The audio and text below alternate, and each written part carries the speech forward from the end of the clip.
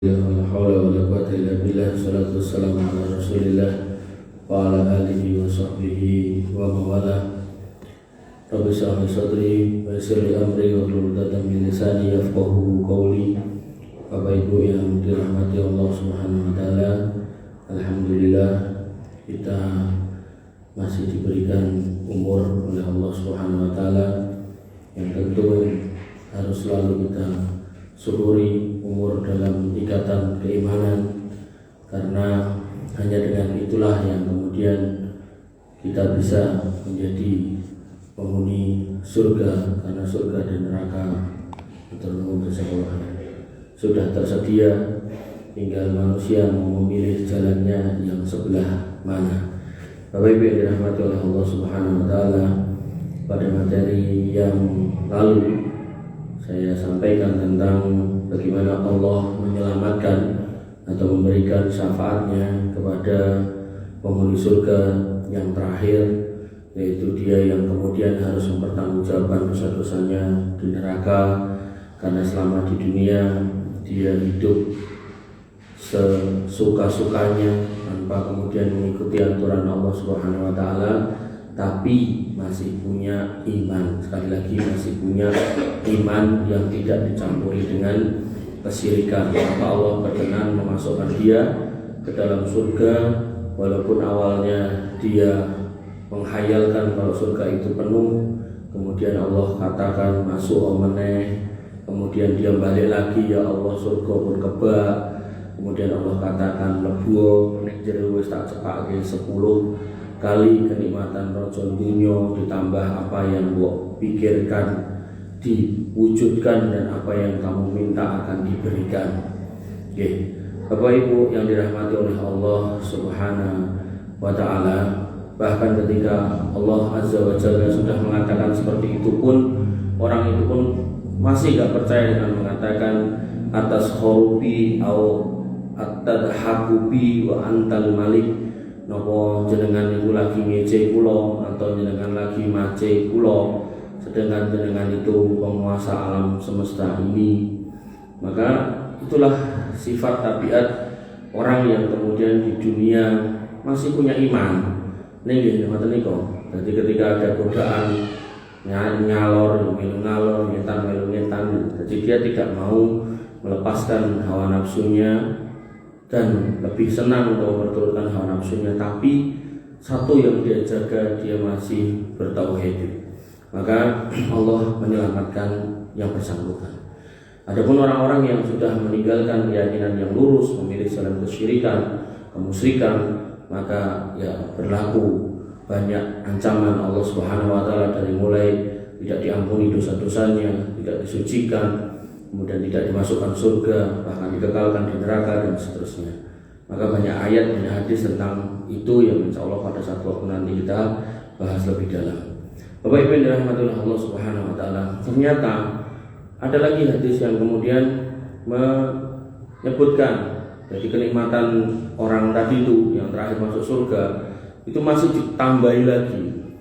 Dari Abu Sa'id Al-Khudri radhiyallahu anhu, Rasulullah SAW mengatakan mengenai penduduk surga yang paling rendah kedudukannya dan yang paling terakhir diselamatkan dari neraka, yaitu orang tadi itu, yaitu Nabi SAW bersabda, sumayyadkhulu baitahu, pada akhirnya dia awalnya kon balik neh sampai di kongkon yang ketiga dia pun mengatakan apa jenengan ngece saya, akhirnya singkat cerita dia masuk. Begitu kemudian dia masuk ke rumahnya di surga, fatadkhulu alaihi zaujatahu minal huril ain, maka kemudian dia begitu masuk rumahnya di surga, dia mendapati di dalamnya sudah tersedia 2 bidadari surga. Fatakulani, kemudian 2 bidadari itu berkata, alhamdulillahilladzi ahyaka lana, alhamdulillah, puji syukur kehadirat Allah yang telah menghidupkan kamu lagi untuk kami. Jadi setelah diobong, diengkok-engkok, digepuk-gepuk, ternyata Allah masih berkenan mengambil kamu, masukkan kamu ke sungai kehidupan, kamu hidup lagi, kemudian kamu hidup lagi kayak biji-bijian yang terdampar di sungai, di pinggir sungai tukul meleh, muncul lagi kamu cemplung ke surga, alhamdulillah ketemu aku. Wa ahyana laka, dan alhamdulillah Allah yang sudah menghidupkan kami untukmu. Jadi bidadari surga ini senajan ketemu nih sama kiai yang paling terakhir masuk surga, yang beberapa riwayat menyebutkan gosong, beberapa riwayat menyebutkan ada stempelnya Jahannamiyun, ada tandanya sebagai mantan penghuni neraka, mereka pun masih menyambut dengan sukacita. Qala, kemudian orang itu mengatakan, perawi mengatakan, Nabi SAW bersabda, fayaqulu ma u'tiya ahadun mislama a'titu. Maka dia merasa, perasaan dia bahwasanya enggak ada orang yang dikasih yang lebih baik melebihi aku rumangsanya, padahal dia ini orang terakhir masuk surga. Ujin terus protes, aku kok dikai bidadara orang gitu kan.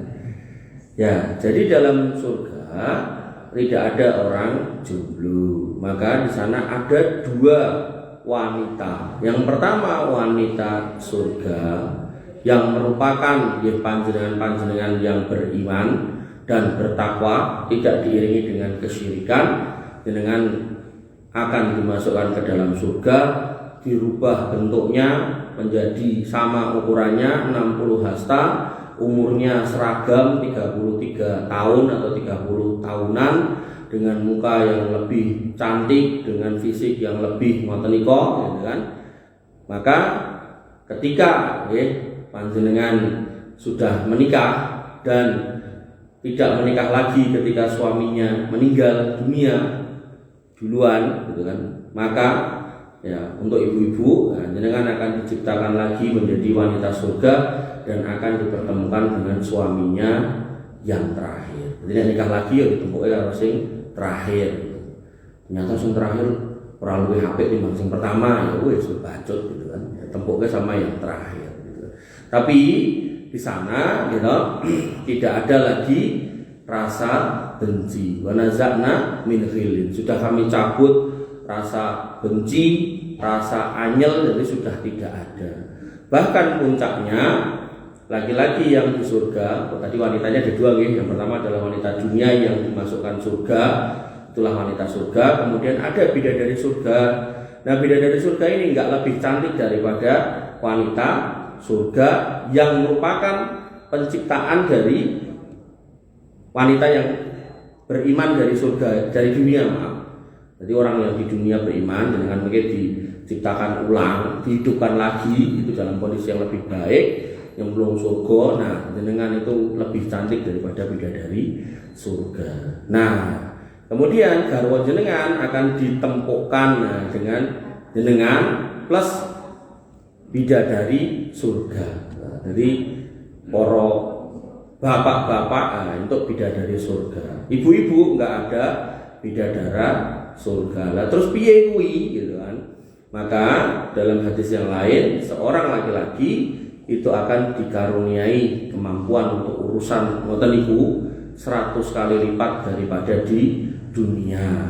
Sehingga ketika ning donya kemampuan itu cuma sekali saja, niku jenengan gaene kosek, kesel, nah itu toh. Maka nanti ning akhirat ning surga itu 100 kali lipat. Nah, otomatis tambah kesel tuh. Nah, nggo genteni kesele niku ngangge bidadari surga. Ngoten. Nah, curhat. Oh. Nah, aku cemburu ya tadi, wa nazakna min ghilin. Sudah kami cabut rasa cemburu, enggak ada. Lah kenapa kok dadak enek bidadari surga? Karena tadi nek ping pisan ning donya wae kadang kosak-kosek gitu kan. Nah, napa meneh ping 100 gitu kan. Nah, apalagi wanita surga juga berhak mendapatkan kenikmatan surga. Jadi jenengan nek pengen nambyur dan sungai susu lah, kan otomatis garwane ra kok urus to, ya gen diurusi kalih rewange yang namanya bidadari surga. Nah, terus ibu-ibu sama bapak-bapak yang mungkin ning donya urung pernah nikah gimana? Ya nanti dipertemukan di sana. Jadi orang yang di dunia belum pernah nikah atau nikah tapi pasangannya berbeda haluan, misal tak durungi sedo kok murtad dhisik gitu kan, ya nanti kan nggak ketemu tuh, maka akan ditemukan dengan laki-laki yang lawan jenisnya yang kemudian dulu berakhir di dunia juga dalam kondisi menjomblo, dipertemukan gitu kan.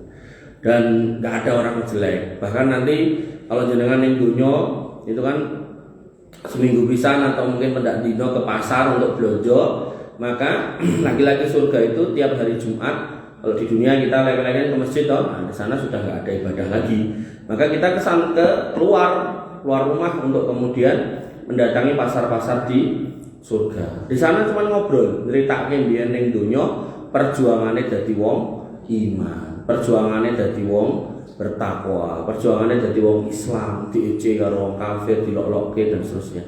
Bercerita. Nah, kemudian terhembuslah angin, maka laki-laki surga itu tambah ganteng. Nah, istrinya yang ada di dalam rumah, mungkin dalam rumah itu jangan bayangin rumah yang kayak di rumah kita nih. Rumah di surga itu gede banget sampai dhuwure itu 60 apa itu namanya? 60 hasta, kok 60 hasta? Kok saya jadi lupa ya.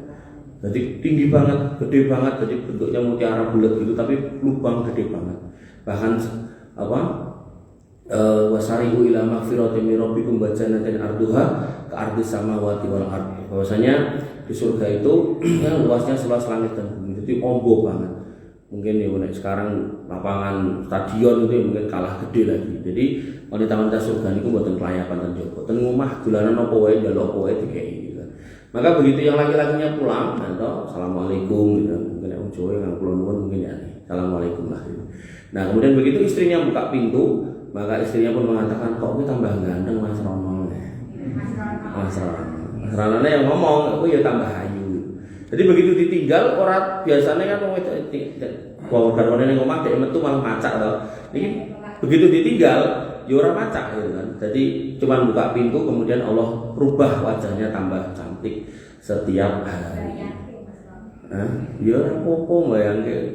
Emang orang beriman tuh harus gitu kok, membayangkan kenikmatan surga dan semangat lagi ibadah.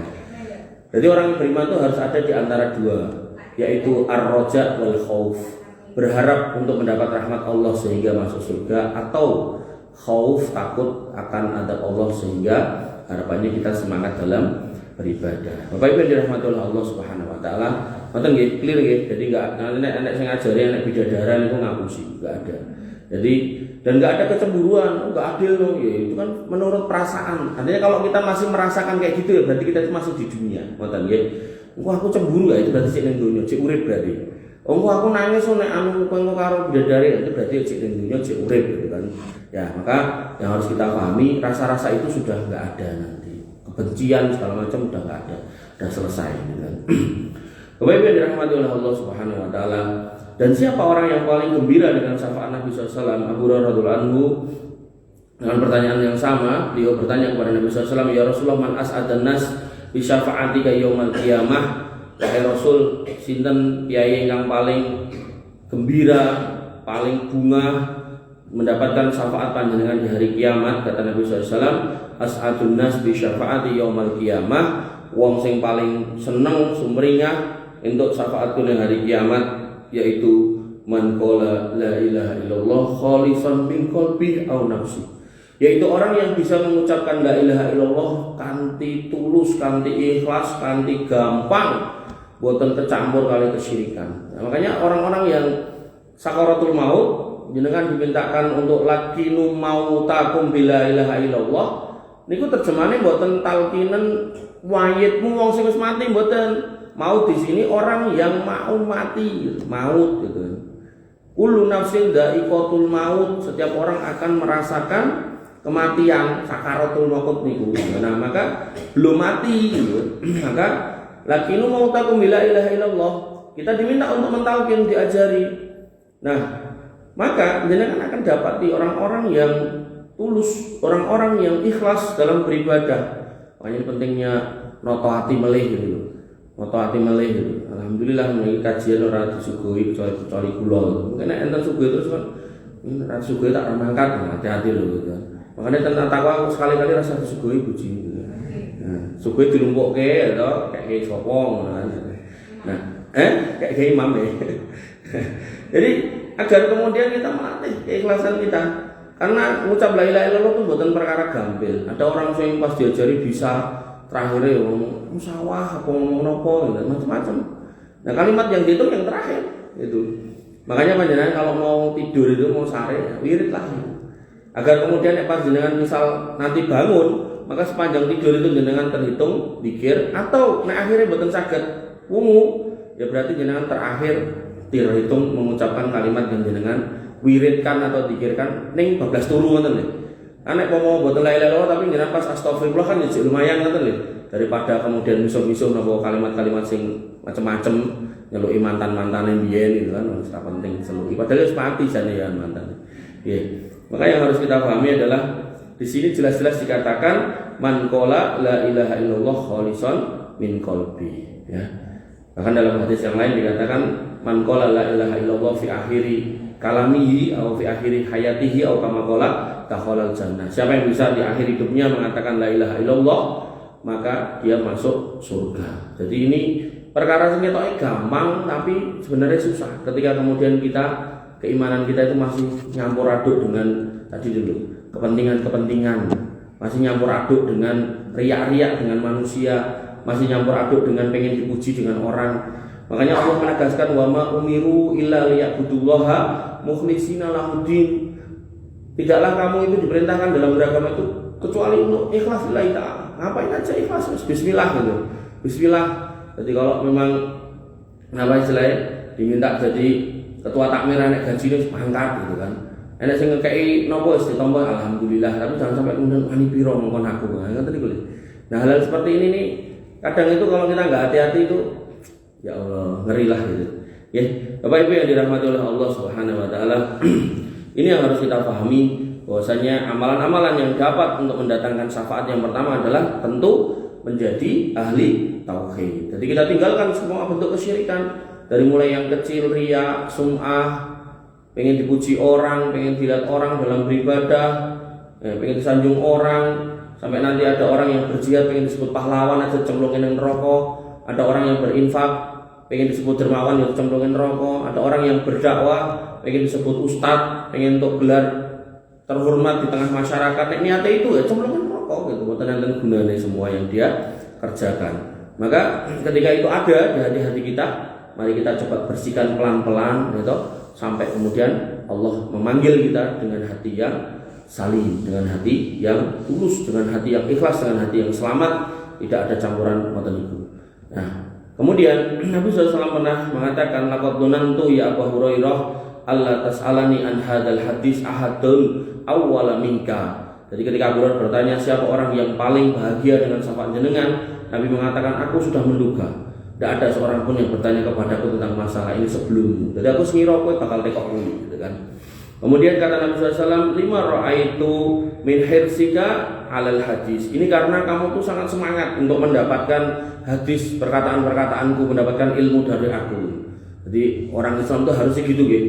Jadi kalau dengan sudah ngerti cara sholat yang baik, belajarlah cara puasa yang baik, belajarlah cara berkurban yang baik, cara umroh yang baik. Aku mendidik mangkat. Dengan belajarnya aku malah insya Allah mengendang mangkat.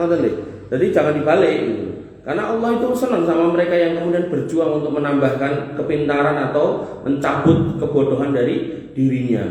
Kemudian belajar akidah yang baik, belajar bagaimana cara memanage rumah tangga yang baik, dan belajar itu enggak kemudian aku tua. Maupun mau ngajari anak-anak gede ya masih ada cucunya, gitu kan. Artinya jangan sampai kesalahan kita pada anak berulang pada cucu. Gitu. Maka kemudian dikatakan di sini as'adun nas bi syafaati yaumil qiyamah, orang yang paling bergembira dengan syafaat pada hari kiamat man qala la ilaha illallah khalisan min qalbi, yaitu orang yang bisa mengucapkan berikrar la ilaha illallah dan itu ikhlas dari dalam hatinya. Dan ini susah buat mereka yang punya kesyirikan. Ya, terlihat dengan mungkin sering melihat atau pernah lihat di media sosial atau di YouTube atau di mana itu orang-orang yang punya susu itu kan mau mati susah kayak gitu-gitu. Bahkan mau mati aja susah gitu ya. Ditokke dipelorot metu dome segala macam padahal rupanya pun tua gitu kan. Artinya disusui pun gitu, itu enggak akan kemudian menyebabkan jadi muda. Umur niku tetap bertambah dengan ilmu tangi-tangi tambah tua gitu kan. Loh, kok nganggo susu itu cuma merubah pandangan. Ning asline boten. Makanya dalam pertandingannya Musa alaihissalam dengan para penyihirnya Fir'aun, penyihir Fir'aun nguncal ke tali. Orang-orang melihat niku ula, ning asine tali. Begitu Musa alaihissalam nguncal ke tongkat, dadi ula tenan, penyihirnya angkat tangan. Iki wis genah ora main-main. Akhirnya mereka bertobat semuanya, mengimani apa yang diperintahkan atau apa yang dibawa dari risalah Musa alaihissalam. Ini menunjukkan bahwasanya banyak kasus kayak gitu. Ada cerita juga orang bikin warung gitu kan. Buka jane, tapi karena kompetitornya itu golek dukun nganggo setan lan sak piturute, yang wong lewat niku mesti ketok itu tutup warung niku jane buka. Itu pandangan. Makanya begitu kemudian ngomongin pengasil segala macam, susuk segala macam niku mung pandangan ketok ayu gitu. Nek mungkin tua yo, tua tenan asine gitu kan. Elek ya elek tenan. Makanya ada orang-orang yang sudah wayahe meninggal, susuk itu pun nggak bisa menghalangi mautnya, cuman membuat tambah susah gitu loh. Yang harusnya nyawangi metu pena gitu kan, tapi malah jadi susah. Sampai diibaratkan, dan masih ingat nyawa-nyawa yang susah keluar itu kan kayak kain yang basah kecantol kawat gitu kan, suwek gitu kan. Nah, maka ini yang harus kita pahami, jangan sampai kita kemudian menodai ya, iman kita, akidah kita, sehingga ya kita susah sendiri di akhir hidup kita. Bahkan hanya sekedar mengucapkan la ilaha illallah yang hari ini gampang, maka itu nanti akan menjadi perkara yang sangat sulit. Dan ketika itu sampai sulit kita ucapkan, ya itu akan menjadi penyesalan yang luar biasa benar-benar. Oke, Bapak Ibu yang dirahmati oleh Allah Subhanahu wa taala, dalam hadis yang lain Nabi SAW bersabda tentang keutamaan orang-orang yang bertauhid. Atani ati min indi rabbi fa khayyarani baina ay yudhila nisfa ummatil jannah wa baina safa'ati fakhtartu as-safa'ah wa hiya liman mata la yusriku billahi syai'a. Ada yang mendatangiku dari Rabbku, ada yang mengutus malaikat utusan kepada Nabi Muhammad SAW, lalu memberiku pilihan antara setengah umatku untuk masuk surga atau syafaat. Lalu aku memilih untuk syafaat, dan syafaatku ini aku berikan bagi orang yang mati dalam keadaan tidak berbuat syirik sedikit pun. Maka ini perlu dengan hayati, renungkan sekali bagaimana kemudian urusan tauhid ini bukan main-main, bukan perkara yang sepele. Ya, sesusah apapun masalah hidup kita di dunia, kita tidak boleh kemudian mencoba-coba untuk masuk ke wilayah itu, karena wilayah itu bukan lagi abu-abu, tapi jelas hitam dan putih. Jelas sebuah pilihan salah ketika seorang muslim yang ngaku beriman kepada Allah datang ke dukun, kemudian mencari ini dan itu, yang semua itu adalah perbuatan kesyirikan. Tentu itu sebuah kekeliruan. Bahkan termasuk ketika kemudian ngapunten nggih ada acara-acara yang berbau kesyirikan, terus kita melu nyengkuyung, melu nekani, melu ngeramekke, bahkan aku yang dodolan ya padha wae gitu kan. Maka itu juga tidak diperbolehkan. Jadi kalau memang jelas-jelas itu perkara-perkara yang ada aroma-aroma kesyirikan, maka sebaiknya kita menjauh, mendingan ning omah turu sambil mikir atau ngurusi putrane yang di rumah atau garwane. Bapak Ibu yang dirahmati oleh Allah Subhanahu wa taala. Lalu langkah kedua agar kemudian kita menjadi orang yang bisa mendapatkan syafaat dari Nabi SAW, yaitu kita menjadi sahibul Quran. Nah, dalam hal ini syafaatnya datang dari Quran itu sendiri. An Abi Umamah radhiyallahu an, dari Abu Umamah radhiyallahu an qala, beliau berkata, sami'tu Rasulullah SAW qala, aku mendengar Nabi SAW berkata, iqra'ul Quran fa innahu ya'ti yaumal qiyamah. Bacalah Quran karena Quran itu akan mendatangi pada hari kiamat, syafi'an li ashabi, sebagai pemberi syafaat untuk pembacanya, untuk orang yang mau bergaul, berinteraksi dengannya. Dan ketika kita membaca seperti ini, maka ini nanti kembali lagi ke poin pertama. Jadi mau Quran tapi ahli kesyirikan ya orang kanggo juga. Sama dengan gini, ketika nanti mungkin ada hadisnya ulama, mungkin ada seorang ibu yang kemudian anaknya meninggal 3 atau 2 sebelum balik. Itu menjadi garansi bahwasanya anaknya ini akan menyelamatkan ibunya dari api neraka. Menjadi garansi kalau ibunya pasti masuk surga. Ya, ini ibu ya kudu bertauhid, ibu ya kudu sholat. Nah, ibu gak sholat, ibu gak bertauhid, ahli kesyirikan ya gak kanggo jaminan itu. Ngoten nggih. Sama kayak dengan misal duwe napa kartu Indonesia Sehat atau napa lah dari pemerintah Solo. Pas arep dicairke atau arep dienggo gitu kan, ternyata namanya beda. Ya enggak boleh gitu kan. Maka ini yang harus kita pahami ketika ada syafaat dari tempat-tempat lain gitu kan, atau cara-cara lain, maka di situ kembali lagi ke yang pertama, ini hanya untuk mereka yang bertauhid. Orang-orang yang tercampur akidahnya dengan berbagai macam kesyirikan tidak diperbolehkan. Kemudian yang dimaksud dengan Sahihul Quran adalah dikatakan dalam kitab Al-Bahar Al-Muhit, yaitu al-mulla zimina tilawatihi wal amilina bihi, yaitu orang yang senang membacanya dan kemudian mengamalkannya. Nah, ini cirine gampang. Quran dan ngomahe jenengan niku bleduken apa mboten. Nek bleduken, nah buka tahun pisan pas Ramadan, nah niku nggih berarti bukan atau belum termasuk mulazimin. Makanya dalam bab istiqomah, pilihlah satu amal yang mudah buat jenengan, amalkan setiap hari sampai mati pun. Sampai Bilal bin Rabah niku ditanya sama Nabi SAW, "Kok aku krungu suara sendalmu kuwi ngopo to amalmu?" Kata Bilal, "Kula niku menjaga selalu wudu. Jadi kalau kemudian batal ya kula wudu ning bar niku kula salat 2 rakaat. Nggih niku amal sing kula jagake supaya bisa kemudian masuk surga." Ngoten. Ning Bilal nggih jelas ahli tauhid nggih. Artine niku ning intinya tetap harus kepegang, yaitu soal akidah. Maka ketika panjenengan punya Quran ya toh, kemudian usahakan diagendakan nopo bar maghrib, nopo bar subuh, nopo bar duhur, monggo. Pokoknya sedina paling ora maca sak lembar, paling ora maca setengah jam. Oh kesuwen 15 menit monggo, 5 menit ya itu gitu kan. 5 ayat wis ora apa-apa, angger istiqomah. Termasuk tahajud ya toh, usahakan nek ra kuat 11 ya 2+1. Nek rada kuat ya 4+1, napa wirite 3 ya 4+3, monggo gitu kan. Usahakan.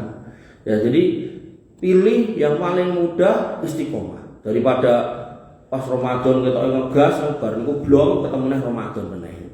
Karena yang namanya setan itu enggak tahu kapan menggoda dan mau juga enggak tahu kapan datang. Nah itu makanya saya ada murid itu ini kan udah cerita di sini. Jadi mantan Nabi di IP. Jadi dia kalau nanya tak jawab diamal gitu. Misalnya nanya hukumnya pakai kalung apa mas? Kadang nyeluk mas, kadang nyeluk tat kan, sak-sake gitu kan. Copot wong lanang kuwi kalunge ora emas ora itu apa meneh emas copot. Terus saya ngobrol dengan bapaknya, dia bilang bapakmu kae wong apik nek dadi wong elek iki ketoke kok yo ora patut dadi anake pake kae. Akhirnya dia berubah untuk jadi baik. Jadi kalau nggak datang kajian gitu, ya dia ngomongnya ya antar bapaknya ke pacitan dan seterusnya gitu. Singkat cerita nih, ya ngobrol lah dia dan dia pengen nikah, gitu kan ya. Qadarullah inilah. Ini aku sih orang tuh, kurung ya, kurung. Singkat ceritanya, nah dia itu kemudian yang terjadi adalah apa? Pengen nikah, ya kalau boleh ke rata-rata ya pegah karo mantan Nabi. Gilirannya gelem, ternyata yang tulisannya merokok, ya pegah karo wong sing merokok, gitu kan. Kurang lo bapak yang masih udah punya istri tapi masih ngerokok ya alhamdulillah bojone gelem. Nek biaya saiki wegah gitu. Wegah. Ya wis urung ketemu bojone, jodone gitu. Dereng ketemu gitu kan. Sampai akhirnya pada nggih malam ngeten iki Selasa ning pas boten jatah kula pengajian. Sing sini ku Habib Zainal. Ten mriku niku. Niku boten Habib sing aneh-aneh ngoten niku boten Habib sing sae insyaallah. Nah itu terus biasane ya, sing melingkan istiqomah biasane sih dan gurune to, melingkan muridé to. Istiqomah masan wonten. Nah niki mboten. Niki muridé melingkan gurune. Jadi bar pengajian terus ngobrol tanya jawab terus diskusi ngoten niku lah jenenge wong lanang nom dhewean mungkin yo pengen ngobrol banyak gitu kan. Wong ning omah ya ora nek kancane ngobrol, nek bojo lah ngobrol karo bojone ora duwe gitu. Nah, maka kemudian dia ngobrol sama Habibnya itu kemudian terakhir dia ngomong, "Beb, istiqomah ya Beb, istiqomah nemeni kami jadi anak-anak yang baik." Ya, kira-kira ngoten ya. Terus singkat cerita ya pulang kemudian beraktivitas seperti biasa, pagi bangun sholat subuh, buka warungnya dodol ndok gitu kan, dodol ndok. Sholat duhur, pas sholat duhur muntah-muntah keblas mati besoknya. Nah, dan ini yang kemudian ya Allah alam ya. Saya secara pribadi pun kalau ingat cerita ini tuh kadang tuh saya mikir wong aku dhewe rong karuan iso ngono gitu. Artinya ketika kita ngomongkan hari ini kita begini, kita juga harus berusaha agar akhir kita juga baik. Itu yang disebut dengan husnul khotimah. Makanya selain innamal a'malu binniyat, kita harus menjaga niat hati kita agar selalu tulus dalam beribadah. Maka yang terakhir pun juga harus dijaga, yaitu wa innamal a'malu bi khawatimiha. Amal itu juga tergantung dari akhirnya. Makanya ada orang yang kemudian berjihad, wah ketok gagah perkasa. Para sahabat mengatakan, wah ini calon penghuni surga. Kata Nabi, enggak, dia calon penghuni neraka. Gue bingung. Lah mau kayak ngono kok bisa disebut calon penghuni neraka? Akhirnya yang terjadi apa? Ada yang ngindili, ngikuti. Ternyata benar, begitu dia menebas segala macam musuh, diterjang segala macam sedemikian rupa, semua luka ada di depan, dengan kesakitan sedemikian rupa nggak kuat nahan, akhirnya pedangnya ditancapkan di padang pasir, dia tak menjatuhkan diri ke situ, bunuh diri, gitu kan. Nah, hal-hal seperti ini kemudian dijadikan catatan oleh para ulama, bahwasanya wallahu taala alam, orang-orang yang kemudian punya akhir ending yang jelek itu, ya itu menurut pandangan orang itu ketoke solih, ketoke walim, ketoke wapi, ning wallahu alam artinya sebaliknya. Ngoten niku. Maka perlu dijaga. Makanya Nabi mengatakan apa? La tasubbu ashabi, jangan mbok hina sahabatku. Lau anfaqtum misla Uhudin dahaban, nek kamu punya emas segede gunung Uhud mbok infake, kemudian sahabatmu duwe semene diinfake, kuwi pahalane jek akeh sahabatku. Kenapa? Karena mereka punya hati yang terpilih setelah hati Nabi Muhammad SAW, yaitu sebagai orang yang menemani Nabi SAW, para sahabat itu.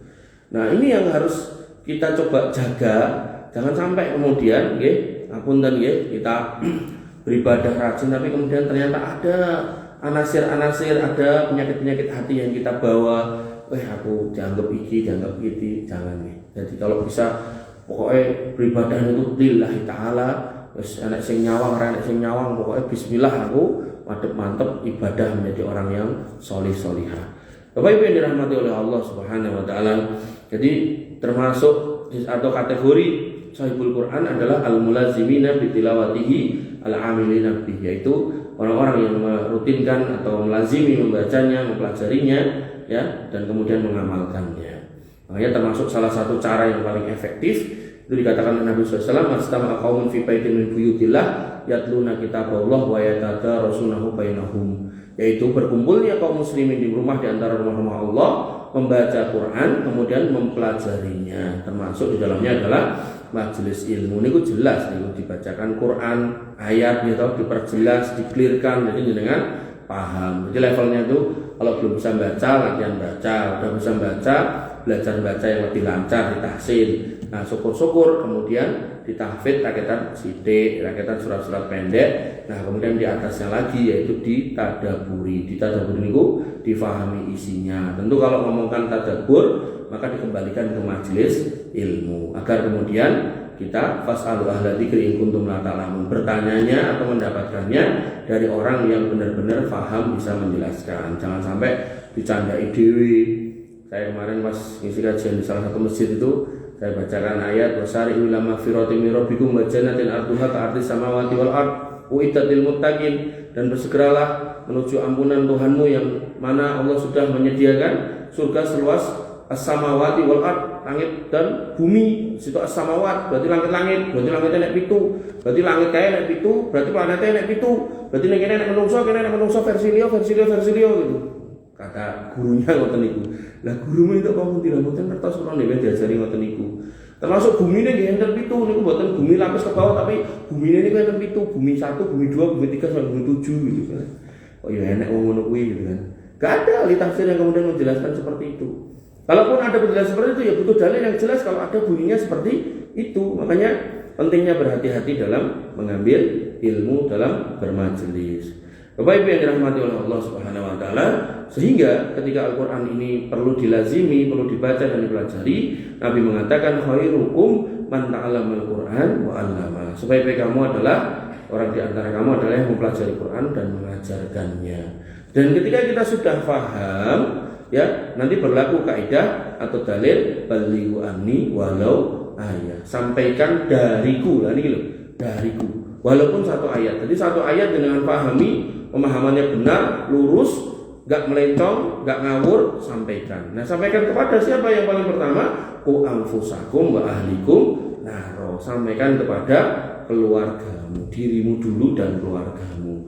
Makanya saya mencoba untuk menghadirkan perspektif lain dalam pendidikan dalam rumah tangga, yaitu apa? Seorang suami wajib untuk datang sholat Jumat, mendengarkan khutbah. Nah, khutbah ketika sudah didengarkan dengan pahami, gak kudu kabeh, misal sedikit atau banyak, sebanyak apapun atau sedikit apapun. Nah, tugas seorang suami membawa pulang disampaikan ke istrinya dengan berbagai cara. Artinya, ora kudu linggo kene tak ceramain mboten, wedok nek ngono ya moh gitu kan.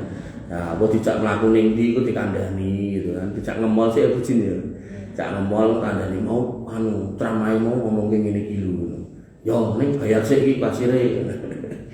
Nah, jadi itu kalau di deliver ngoten niku insyaallah illa nazalat alaihi sakinah, rumah tangga niku sakinah, wa ghasiyatumur rahmah, akan mendapatkan siraman rahmat dari Allah Subhanahu wa taala. Tapi kebanyakan kita ngapunten malah duwe slogan Jumatan tempat paling nyaman dinggo turu. Akhirnya ora krungu, ora dong, mulai yo ngomong